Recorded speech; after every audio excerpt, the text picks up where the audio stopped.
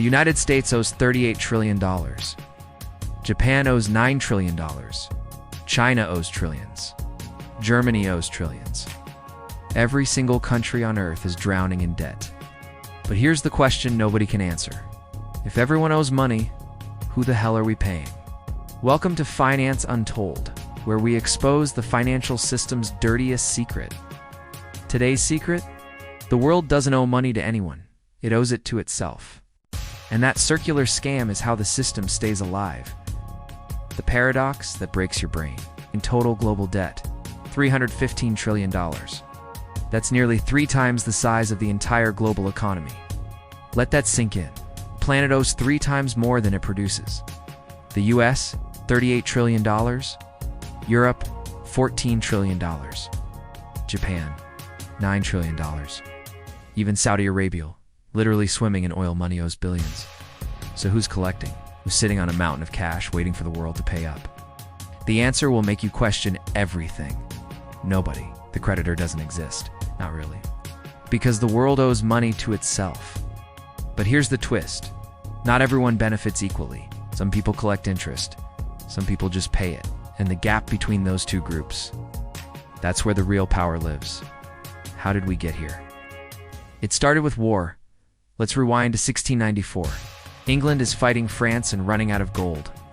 The king is broke. So he makes a deal with merchants. Lend me money now. I'll pay you interest forever using future taxes. The merchants agree, and to manage this new system, they create the Bank of England. Boom. The government bond is born.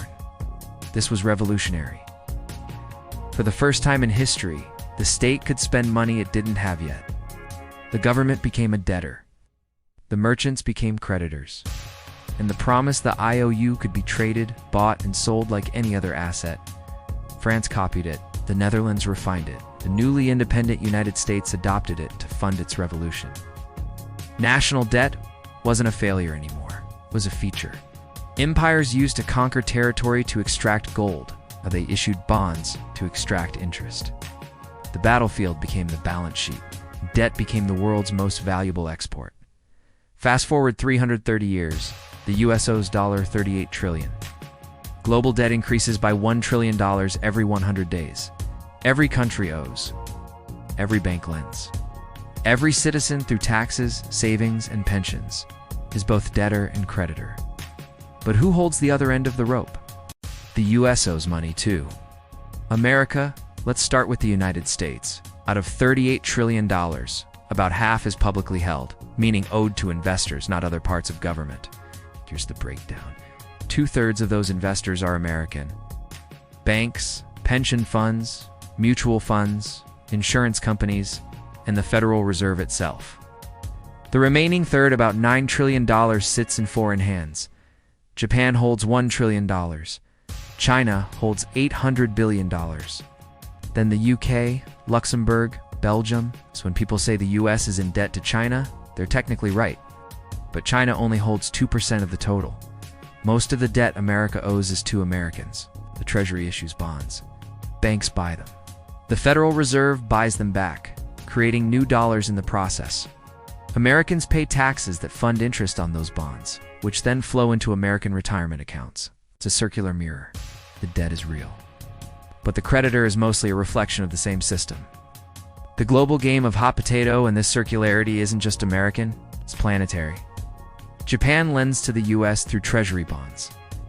The US lends to Europe through the IMF. Europe lends to developing nations through the World Bank. Developing nations lend to advanced economies by parking foreign reserves in Western bonds. It's a game of hot potato, except the potato is made of promises. Every country holds someone else's IOU. Every promise is secured by another promise. It's like a poker table where every player borrowed chips from the next. And the only rule keeping the game alive is that nobody stands up. But there's a hidden layer most people never see: the markets. Behind every government bond sits a web of institutions: hedge funds, pension funds, sovereign wealth funds, central banks managing tens of trillions. They are the true creditors. They decide which nations can borrow cheaply and which will pay a premium. When they lose confidence, currencies collapse, governments fall, economies get restructured overnight. Democracy decides who governs. Markets decide who survives. And the ultimate market maker, the high priest of this entire system, is the central bank. Central banks. The money printers. Central banks don't just manage debt, they manufacture it. Every time the Federal Reserve or European Central Bank buys government bonds, it creates new money in exchange. The liability of one balance sheet becomes the asset of another. Every dollar in circulation represents a unit of debt somewhere else. There's no such thing as debt-free money. Every coin, every bill. Every digital dollar has an invisible eye, OU engraved on it. For decades, this loop sustained itself through confidence. As long as investors believe governments will pay interest even, if never the principal, the machine keeps turning. But what happens when confidence breaks? We've seen it. Greece, 2010. The government's debt became unpayable. Bondholders panicked, yield spiked. The European Central Bank intervened, but their rescue came with austerity. Tax hikes, spending cuts, mass unemployment. Bailout became another word for sacrifice. Argentina repeated defaults turned debt into a national curse. Sri Lanka. Fuel shortages and political collapse followed when the government ran out of foreign currency to service loans. When the system breaks, the creditors suddenly become visible. The IMF, the rating agencies, the anonymous bondholders who hold entire nations by the throat. And yet even after collapse, the same logic restarts. New loans replace old ones. Old debts get restructured.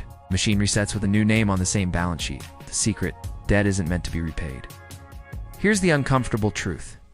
In the 21st century, debt isn't designed to be repaid. It's designed to be rolled over.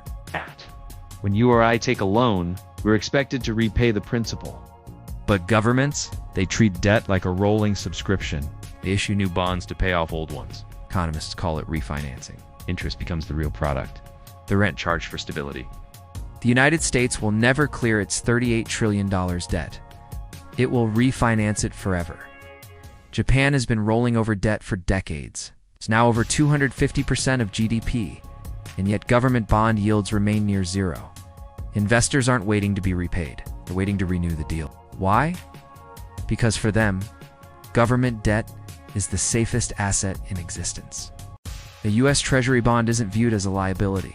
It's an asset, the foundation of global markets. Pension funds hold it. Banks use it as collateral.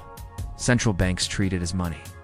The system depends on governments never paying off their debt, because if they did, the world would lose its most trusted financial instrument.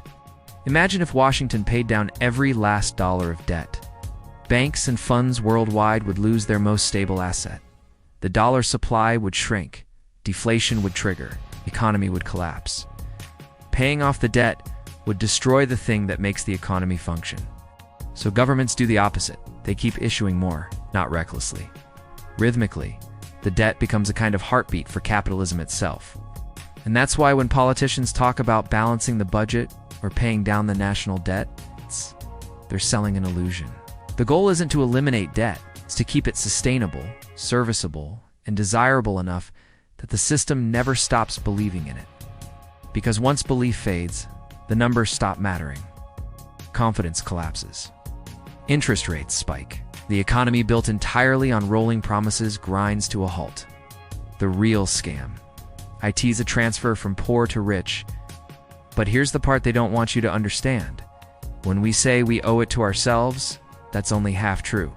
Interest payments don't flow equally through society. They flow upward, from taxpayers and workers to the institutions and investors that hold the debt. Debt isn't just a transfer between countries, it's a transfer between classes. Global inequality and global indebtedness rise together. The system rewards those who own debt and punishes those who merely pay it. Creditors aren't villains. Debtors aren't victims. They're two sides of the same engine. But the problem is what happens when the engine runs out of fuel. When new borrowing can't keep pace with promises made before, that's when the question, who's the creditor, stops being abstract and starts being personal.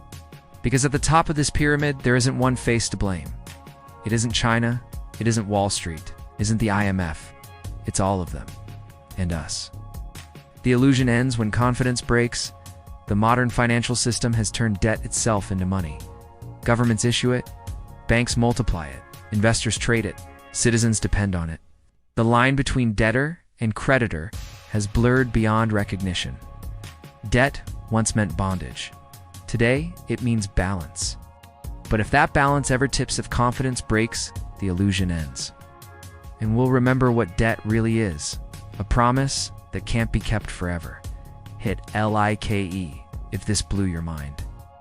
Subscribe to Finance Untold. We expose the system's biggest lies. Turn on notifications because the financial system is built on secrets like this. Drop a comment. Who do you think the world really owes money to? Thanks for watching. Stay financially untold.